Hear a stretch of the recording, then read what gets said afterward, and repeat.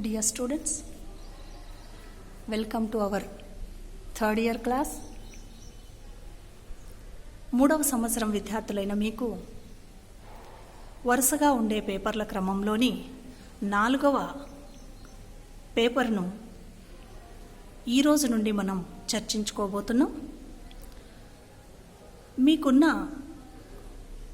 పేపర్లలో మొదటి 3 అందరికీ అంటే బీకామ్ జనరల్ విద్యార్థులకు మరియు బీకామ్ కంప్యూటర్ అప్లికేషన్ విద్యార్థులకు ఒక్కటిగానే ఉంటాయి. తరువాత 3 పేపర్లు మీ ఇష్టానుసారంగా మీరు సెలెక్ట్ చేసుకునే పేపర్లై ఉంటాయి. ఎంపిక చేసుకునే ఆ పేపర్లలోని ఒక పేపరే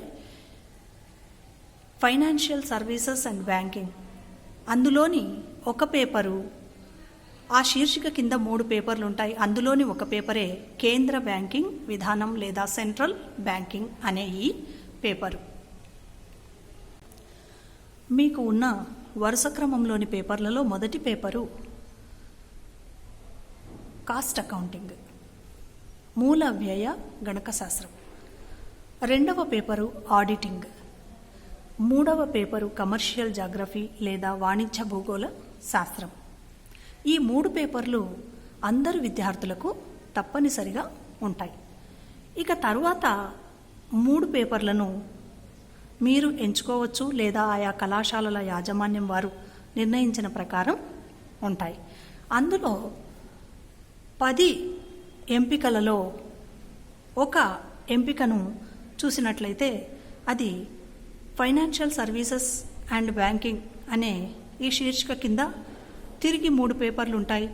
ఆ 3 పేపర్లే మనం చదువుకోవాల్సిన తరువాతి 3 పేపర్లు. అందులో మొదటి పేపర్ సెంట్రల్ బ్యాంకింగ్ లేదా కేంద్ర బ్యాంకింగ్ విధానం.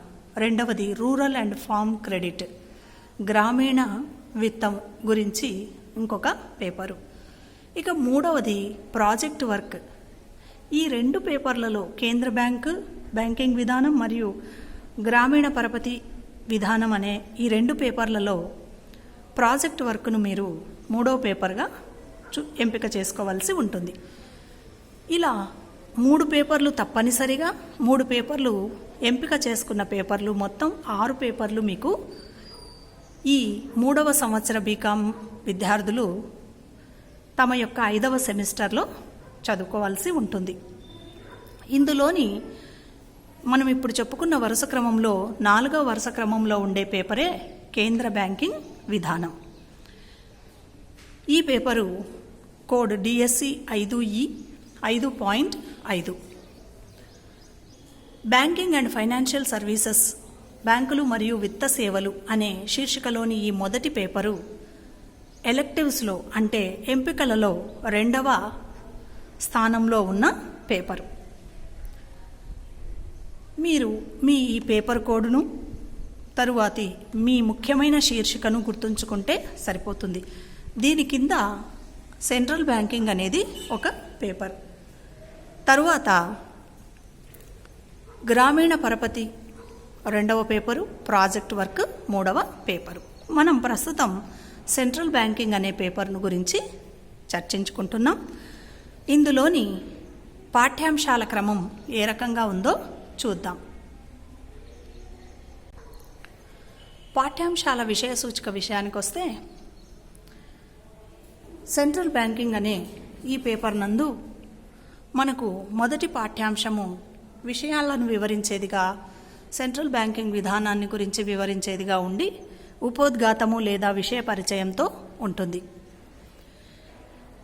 ఇందులో మీరు కేంద్ర బ్యాంకుల పరిణామ క్రమము అంటే ఏ రకంగా ఏర్పాటయ్యాయి, మరి వాటి విధులేంటి, అభివృద్ధి చెందిన దేశాలలో మరియు అభివృద్ధి చెందుతున్న దేశాలలో కేంద్ర బ్యాంకుల అభివృద్ధి ఏ రకంగా ఉంది, అదేవిధంగా కేంద్ర బ్యాంకుల విధులలో ఆధునిక కాలంలో వస్తున్న మార్పులేమిటి లేదా నూతన విధి విధానాలేమిటి అనే విషయాలన్నీ పాఠ్యాంశం 1లో మీరు తెలుసుకుంటారు. అంటే కేంద్ర బ్యాంకు యొక్క పుట్టుపూర్వోత్తరాలు, అది నడిచే విధానం ఇక్కడ మీకు తెలుస్తుంది. ఇక రెండవ పాఠ్యాంశం విషయానికి వస్తే భారతదేశంలో కేంద్ర బ్యాంకులు ఏ రకంగా ఉన్నాయో వివరించే విధానం. భారతదేశంలోని కేంద్ర బ్యాంకును రిజర్వ్ బ్యాంక్ ఆఫ్ ఇండియా అంటాం. రిజర్వ్ బ్యాంక్ ఆఫ్ ఇండియా యొక్క విధి విధానాలన్నీ పాఠ్యాంశం 2లో మనం చర్చించుకుంటాం. రిజర్వ్ బ్యాంక్ ఆఫ్ ఇండియా ఏర్పడిన విధానము మరియు దాని పరిపాలనా విధానాన్ని గురించి ఇందులో చర్చించడం జరుగుతుంది. రిజర్వ్ బ్యాంక్ ఆఫ్ ఇండియా ఏర్పడిన విధానం,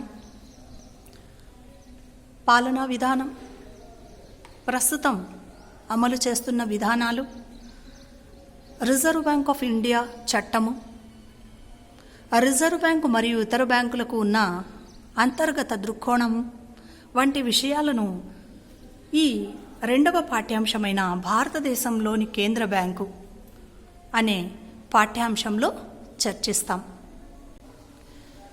ఇక 3వ పాఠ్యాంశం విషయానికి వస్తే ద్రవ్య మరియు పరపతి విధానాలు. భారతదేశంలోని ద్రవ్య చలామణి విధానాలు మరియు పరపతి విధానాలు అంటే అప్పు తీసుకునే విధానాలు లేదా అప్పు చేసే విధానాలు, రుణ విధానాలు ఏ రకంగా ఉన్నాయో 3వ పాఠ్యాంశంలో చర్చిస్తాం. రిజర్వ్ బ్యాంక్ యొక్క ద్రవ్య విధి విధానాలు, వాటి నివేదికలు, CRR, SLR, RR, repo rates, reverse repo rate, RRR, ద్రవ్య చలామణి, పరపతి నియంత్రణ విధానం లేదా కొలమానం వంటి అంశాలను ఈ 3వ పాఠ్యాంశంలో చర్చిస్తాం. ద్రవ్య మరియు పరపతి విధానాలను ఏ రకంగా పాటిస్తూ రిజర్వ్ బ్యాంకు భారతదేశంలోని ద్రవ్య చలామణిని, ద్రవ్య పరపతిని నియంత్రణ చేస్తుందో ఈ 3వ పాఠ్యాంశంలో మనం తెలుసుకుంటాం. ఇక 4వ పాఠ్యాంశం విషయానికి వస్తే రిజర్వ్ బ్యాంక్ ద్వారా ద్రవ్యోల్బణం మరియు ధరల నియంత్రణ ఏ రకంగా జరుగుతుందో తెలుసుకోవచ్చు. అంతర్గత విషయ విధానాలు, మారకపు రేటు స్థిరీకరణ, రూపాయి విలువ నియంత్రణ వంటి అంశాలు రిజర్వ్ బ్యాంక్ ద్వారా ఏ రకంగా చేపడతాయో 4వ పాఠ్యాంశంలో చర్చిస్తాం. ఇక చివరి పాఠ్యాంశమైన 5వ పాఠ్యాంశం విషయానికి వచ్చినప్పుడు పర్యవేక్షణ మరియు క్రమబద్ధీకరణ. రిజర్వ్ బ్యాంక్ ద్వారా భారతదేశంలోని ఇతర బ్యాంకులపై ఏ రకంగా పర్యవేక్షణ చేపట్టడం జరుగుతుంది మరియు వాటి విధి విధానాలను ఏ రకంగా క్రమబద్ధీకరిస్తారో 5వ పాఠ్యాంశంలో నేర్చుకుంటాం. బ్యాంకులపై పర్యవేక్షణ, బాసెల్ విధానము, ప్రూడెన్షియల్ విధానము, ప్రపంచీకరణ మరియు ఉదారీకరణల ప్రభావం, ద్రవ్య విధానాలలోని లోపాలు, మోసాలు, ద్రవ్యత్వ ఇతర విధానాలలోని తప్పుడు ధోరణులను ఏ రకంగా తనిఖీ చేయవచ్చునో 5వ పాఠ్యాంశంలో తెలుసుకోవచ్చు. అంటే మొత్తంగా బ్యాంకులపై రిజర్వ్ బ్యాంకు యొక్క పర్యవేక్షణ ఏ రకంగా ఉంటుంది, ఆ బ్యాంకులను రిజర్వ్ బ్యాంకు ఏ రకంగా క్రమబద్ధీకరిస్తుందనే విషయాన్ని 5వ పాఠ్యాంశంలో మనం తెలుసుకుంటాం. ఈ రకంగా మీకు 5 పాఠ్యాంశాలలో కేంద్ర బ్యాంకింగ్ విధానం గురించి చెప్పడం జరుగుతుంది. కేంద్ర బ్యాంకింగ్ విధానం 3వ సంవత్సరం బీకామ్ జనరల్ విద్యార్థులకు మాత్రమే. ఇది బీకామ్ జనరల్ విద్యార్థుల ఎంపిక. ఈ ఉన్న 10 జతల ఎంపికలలో ఒక్కొక్క జతలో 3 పేపర్ల చొప్పున క్లస్టర్గా విభజించడం జరుగుతుంది. క్లస్టర్ ఎంపికలలో 10 ఎంపికలలోని 2వ ఎంపికే ఈ బ్యాంకింగ్ అండ్ ఫైనాన్షియల్ సర్వీసెస్, బ్యాంకులు మరియు విత్త సేవలు అనే శీర్షికను ఎంపిక చేసుకొని మనం 3 పేపర్లను అధ్యయనం చేస్తున్నాం. అందులోని మొదటి పేపరే సెంట్రల్ బ్యాంకింగ్, 2వ paper rural and farm credit, గ్రామీణ మరియు విత్త పరపతి విధానాలు. ఇక 3వ పేపరు ప్రాజెక్ట్ వర్క్. ఈ 2 పేపర్లలోని విషయాలతోనే ప్రాజెక్ట్ వర్క్ను విద్యార్థులు సమర్పించవలసి ఉంటుంది. 3 పేపర్లు 100 మార్కులకు 100 మార్కులకు చొప్పున 300 మార్కులకు ఆప్షనల్ పేపర్లు అంటే ఎంపిక పేపర్లు, 3 తప్పనిసరి పేపర్లు 100 మార్కులకు 300 మార్కులకు మొత్తంగా బీకామ్ జనరల్ విద్యార్థులు 6 పేపర్లను ఈ సంవత్సరం 5వ సెమిస్టర్లో చదువుకుంటూ 600 మార్కులకు గాను పరీక్షలు రాయవలసి ఉంటుంది. ఇందులో ప్రతి పేపర్ నందు తిరిగి బహిర్గత అంతర్గత పరీక్షలు 2 కూడా రాయవలసి ఉంటుంది. అంతర్గత పరీక్షలు 30 మార్కులకు, బహిర్గత పరీక్షలు 70 మార్కులకు చొప్పున రాయవలసి ఉంటుంది. అంతర్గత పరీక్షలు లేదా ఇంటర్నల్ అసెస్మెంట్ ఇంటర్నల్ మార్కులు 30 మార్కులకు, బాహ్య పరీక్షలు లేదా ఎక్స్టర్నల్ ఎగ్జామ్స్ 70 మార్కులకు మీరు రాయవలసి ఉంటుంది. విద్యార్థులు ఈ విషయాలను గుర్తుంచుకోండి. మీ పేపర్లు 6, అందులోని 3 పేపర్లు బీకామ్ జనరల్ విద్యార్థులకు మరియు బీకామ్ కంప్యూటర్ అప్లికేషన్ విద్యార్థులకు తప్పనిసరి పేపర్లు. అవి కాస్టింగ్, ఆడిటింగ్, కమర్షియల్ జాగ్రఫీ. తరువాత 4వ పేపరే మన కేంద్ర బ్యాంకింగ్ విధానం. చూశారు కదా.